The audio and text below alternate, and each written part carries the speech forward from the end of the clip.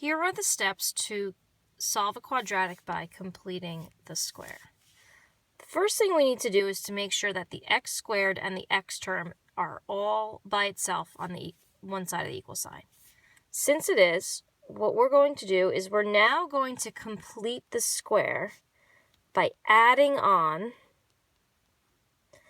a number that's going to make this a perfect square trinomial. To figure out that number, we take half of the middle, which is 6, divide it by 2 and square it. So 6 divided by 2 is 3.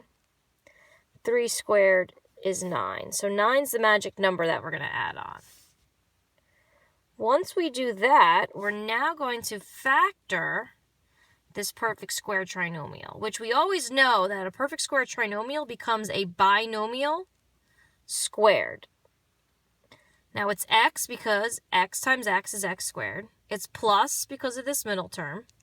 Now to figure out this number right here, we're just going to take half of 6, which is 3. We're going to combine the numbers 11 plus 9 to get 20. Now we want to get inside the parentheses. So we have to get rid of this little 2. So that's a squared. To get rid of a squared, we take the square root.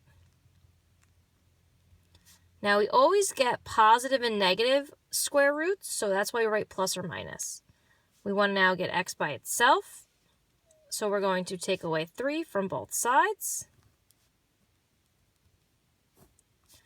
And we're going to write the negative 3 first. We're going to write plus or minus the square root of 20. Okay, now we're going to leave this as our answer because the square root of 20 is not a perfect square.